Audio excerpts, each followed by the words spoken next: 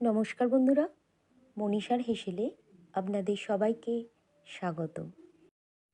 আজ আপনাদের সাথে শেয়ার করব সিলভার কার্প মাছের তেল ঝালের রেসিপি। এই রেসিপিটি অত্যন্ত সহজ একটি রেসিপি, আপনারা খুব সহজেই বানিয়ে নিতে পারবেন। এখানে বাজার থেকে একটি সিলভার কার্প মাছ কিনে আনা হয়েছে, আর তারপর মাছটিকে কেটে ধুয়ে পরিষ্কার করে জল ঝরিয়ে নেওয়া হয়েছে। স্বাদ অনুযায়ী লবণ যুক্ত করা হলো, 2 চামচ পরিমাণ সর্ষের তেল যুক্ত করা হলো, 1 চামচ পরিমাণ হলুদ গুঁড়ো দিয়ে দেওয়া হলো, 1 চামচ পরিমাণ রেড চিলি পাউডার যুক্ত করা হলো। মশলার সাথে মাছগুলিকে খুব ভালো করে এরপর মাখিয়ে নেওয়া হয়েছে।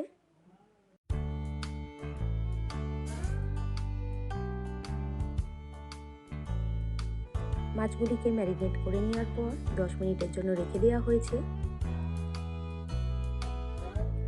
এরপর কড়াইয়ের মধ্যে দিয়ে দেওয়া হলো 100 গ্রাম পরিমাণ সর্ষের তেল। তেলটাকে একটু গরম হতে দেব।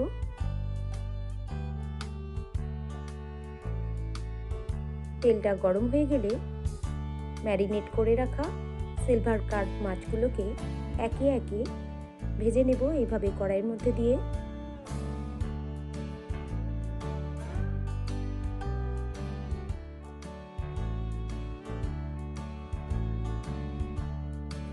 মাছগুলি এক পিঠ ভাজা হয়ে গেলে অপর পিঠ খুন্তি দিয়ে এইভাবে উল্টিয়ে ভেজে নেব।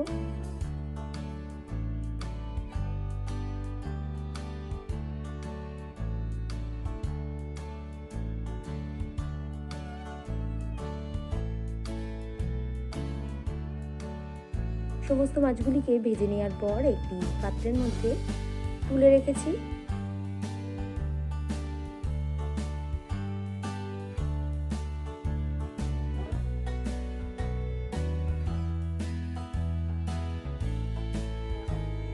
এরপর কড়াইয়ের মধ্যে দিয়ে দিলাম 1 চামচ পরিমাণ গোটা জিরে, 1 চামচ পরিমাণ রাঁধুনি মশলা। ফোড়নটাকে একটু ভেজে নেব।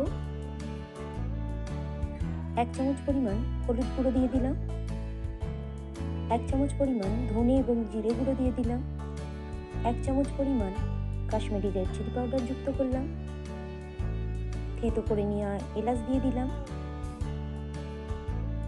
খুন্তির সাহায্যে সমস্ত মশলাকে এভাবে মিশিয়ে নিলাম। এরপর 2 কাপ পরিমাণ ঈষদ উষ্ণ জল দিয়ে দিলাম। স্বাদ অনুযায়ী লবণ যুক্ত করলাম, 2টি চেরা কাঁচা লঙ্কা দিয়ে দিলাম।